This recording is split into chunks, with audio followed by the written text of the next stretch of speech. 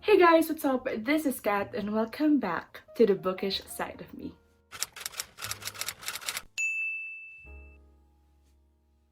Alright, another video. Who am I? Anyway guys, so the reason that I have a lot of time in my hands to film videos, create content for you is because of the quarantine that we are currently experiencing. Here in the Philippines, the quarantine is extended until April 30th, I think. I just want to be more productive and do more things that I don't usually do because of work and because of graduate studies. So this is why I create videos and I read more books in the last month or so. But anyway guys, if you feel that you are you're not in the mood to be productive, you don't want to do anything, that's okay. I am not invalidating your feelings. I think that we have freedom to feel whatever you want to in this time of crisis. So if you feel like you just don't want to do anything, just watch Netflix or YouTube videos and watching my video or not doing anything at all, it's okay guys. It's really okay. You do what you have to do to cope up with this crisis because it's not really motivating for some people. So it's perfectly fine guys. So today guys, for this video, I'm going to share with you the recent books that I've read. To be honest with you guys, I really want to do the monthly wrap up, but I just don't have enough time for the past 3 months to do so. So right now I'm catching up on these wrap-ups. So for this video, I'm gonna share with you the books that I've read in January and February. Without further ado, let's start. Without further ado, pero ang dami nang nangyari. Anyway guys, I have a list here because I cannot memorize everything. I'm so sorry for that. I'm going to give you first a summary for each month, and then I'm going to share with you the books that I've read, my thoughts, my reviews, what are the ratings, etc, etc. So if you've watched my Filmith readathon wrap up, you can somehow see there how talkative I am when it comes to books that I've read. So I'm going to try to make this video as short as I could, but if not, I'm just sorry, okay? I apologize. Sorry. But for your own convenience, I'm going to put timestamps on the description box below so that if you're looking for a review of a particular book, you can find it right away there. Alright, so again, let's start. In January, guys, I read 4 books in total and I reached 1,259 pages. That's a good one. And my average rating for that month is 4, as in flat 4. And the first book that I read in January is After the Quake by Haruki Murakami. This one is the magical realism that I've read. These are compilation of short stories after the earthquake in Japan. I'm not really sure how many there are. I think there are 6 short stories. And this is my first Haruki Murakami book and I'm not disappointed at all. I gave it 3.5 stars out of 5. Just a few disclaimer, 3.5 is not really a bad rating for me. Anything that goes from 3.5 and above, that's a good book in my opinion. What I like about this book is his writing style. Haruki Murakami, if you've read one of his books, you will probably know what I'm talking about. He writes beautiful stories, but it's so confusing and you don't know what's really happening. At the same time, you have the sense of what he is really trying to say. I don't know how to explain it to you. I am not really sure how to explain that one to you, but yeah, that's how I see it. I mean, I like his unique writing style because it does not give you like a direct message. It's all about metaphors. Like this book is full of metaphors. This book is not perfect at all. It's not like the most beautiful book that I've read this year, but these stories are good. So if you want to try a Haruki Murakami book, this is a good one. You just have to like read one of the stories and you're good to go. The next book that I read in January is Daisy Jones and the Six by Jenkins Reid. This is the historical fiction that I read in January and oh boy, I gave it 5 stars out of 5. This is the second book that I've read of Jenkins Reid. The first one is The 7 Husbands of Evelyn Hugo, which I love so much. So when I heard this book like getting a lot of buzz last year, I thought I'm gonna give it a try this year, and it didn't disappoint me at all. This book is so unique and gripping and compelling that you cannot resist turning the pages. I read this in ebook because I don't have a physical copy, obviously, but this one I read it in like a couple of days and I loved it so much. So if you're not familiar with this story yet, so this story is about the 80s or 90s band called The Six. I'm not really sure if it's 80s or 90s, and a solo singer named Daisy Jones. So in this book, they met and they collaborated throughout the whole book, and this is a story of how they got famous and how they fell apart. So for me, this book is so freaking good. Like, oh my goodness. So this has a unique writing style because it's in a form of an interview to each of the characters of the story. According to some reviews and booktubers that I watched, this one is good to listen in audiobook because there's a full cast there, and I'm so excited to try it. I'm looking forward to do it again this year, to read this again this year. Yeah, that's how I love this book. The third book that I've read in January is Shatter by Tahereh Mafi. This book, here's the thing. This is a reread. I've read this like years ago. I think it was 2013 or 2014. But this is the first book in the Shatter series by Tahereh Mafi. Years back, I really loved this series. I think that it is so freaking good. I think that it's unique.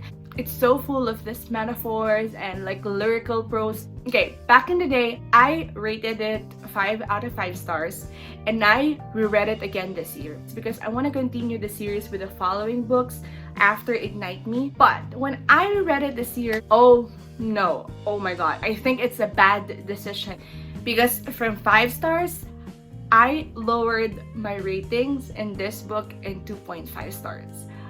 I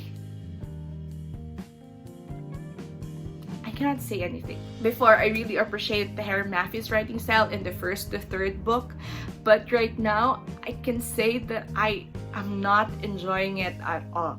This basically means that my reading taste and my writing style preference really changed vastly from back 5 to 6 years ago until today. Let's move on. The last book that I read in January is On the Jellicoe Road by Melina, Marchetta, and this book really surprised me in a very good way. I love this book so much. I cannot express how much I love this book. To be honest, I'm thinking of reading it again in the next few months. I think I'm gonna read it in September because it's my birthday month, just to give me the feels of this book. I am so in love with the story, with the characters in the book, with the plots, the setting. Oh my goodness. This book has been featured in my top 5 favorite books of all time. This book is just everything that I want in a book. So this is a YA contemporary thriller that revolves around a protagonist named Taylor Markham. Taylor is a 17-year-old who studies in Jellicoe High School. Jellicoe High School is like Hogwarts. They have houses, they have leaders that is responsible for each house. Now, there is also this underground community in their high school that competes annually with the cadets and the townies. I can't say anything more about this book except that I love it so much. So if you haven't read this one yet, please do. It's really, really good. Mwah! That good. So freaking good. Alright, so those are the books that I read in January. Now we're moving on to February reads. So in February, I read 5 books in total with 1,553 pages. My average rating for this month is 4.2, so it's still high. The first book that I read in February is The Timekeeper by Mitch Albom. This one is the fictional inspirational book that I've read, and I gave it 4 out of 5 stars. So Mitch Albom is one of my favorite authors of all time. Like, all of his books are just so exceptional, inspirational, and it will make you cry at some point. I always learn a lot from his books. Now, this book, The Timekeeper, is about 3 main characters. The first one is the Father Time. According to the story, Father Time is the one who created the time like 1,000 years ago, and then he was brought here in the present time. And then he met with 2 more characters. The first one is an old man who is dying but wants to prolong his life, and the second one is a teenager who wants to take her life. So they met, and the three of them discover the importance and the essence of time. The second book that I've read is a Filipino one. This is C by Bob Ong. Oh my god, this book, I gave it 5 stars out of 5 in Goodreads, and it's because it's just so good. Okay? Now, alright. So if you're a Filipino and you don't know anything about this book, so this story follows an old man who narrates his life in a very unique way. It's because the story is being told backward. It means that his story started when he was old, and then it was narrated backwards until his birth. At first, I think that this book, like, it doesn't make sense for me. Like, what's the fuzz about this book? I don't know what's unique about this. I'm just reading a tale of a man, a story of a man and his life and his family and his relationships. I really don't know what's happening. Like, why everybody says that this was a good book, like a great book, like a masterpiece, but I can't see it yet. And then I reached chapter 0, the end of the book, and I realized why this book is a masterpiece. I realized what the fuzz is all about. This book, the message of this book is so strong. I didn't read anything for a day after I finished this book. I'm just so mind blown. When I finish it the night before, I'm still thinking about it the next morning. That's how impactful the story or the ending was to me. Again, if you're a Filipino, you haven't read this book yet, what are you doing? Go read it. Do not give up on it. It sounds so boring at the first few chapters, or the rest of the book is kind of boring in some ways, but girl. So before I go crazy about this book, let's move on to the third book that I've read in February. It is The Sky is Everywhere by Jandy Nelson.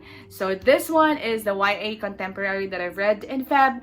I decided to read this one because I'm still like devastated and shocked with the previous book that I've read. So I read this one and I thought that I'm just gonna enjoy this. This is just a fun book. So I picked this book from my shelf and I thought, okay, I'm just gonna enjoy myself here.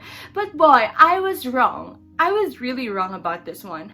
First off, this story is about a girl, I forgot her name, who is currently grieving because she lost her sister. The whole book is about her like longing and mourning for her sister, and it's just such a sad book. Like, I'm sad the whole time. But aside from that book, this is also a romance book. So this girl, she's torn between two guys. The first one is the boyfriend of her dead sister, and the second one is this like gorgeous boy from Paris who transferred in her school. Now, the whole book revolves around this love triangle between the three of these characters while this girl is in the middle of grieving. So I gave this book 3 stars out of 5. I thought of giving it 4 because I enjoyed it. It's just that I am not really invested into it that much. Alright, the fourth book that I read in February is The Hate You Give by Angie Thomas. This book is just so amazing. I realized that it's worth its hype. This book is beautifully written, and also this imparts a very, very important message. So if you're not familiar with this story yet, this story follows Star, who is a Black American girl who witnessed the killing of her childhood friend, Khalil, by a white American police. So this one got a lot of buzz in their community because a white American killed a Black American. So this has a lot of issues tackled, especially when it comes to racism, police brutality in the Black community. And it talks about a lot of things that is an eye-opener for everyone. I think this is also a story about bravery and owning your ethnicity, being proud about it and fighting for it. So if you haven't read this one yet, it's really so good. Go for it, read it. It's really so good. The last book that I read in February is Verity by Colleen Hoover. So Colleen Hoover is also one of my favorite authors of all time. I think that she writes beautiful love stories. I read this book in February because it's a Colleen Hoover book, and I started this book thinking that this is a romance book, that I'm gonna enjoy it and I'm just gonna have fun with it. But little did I know that this is a thriller book.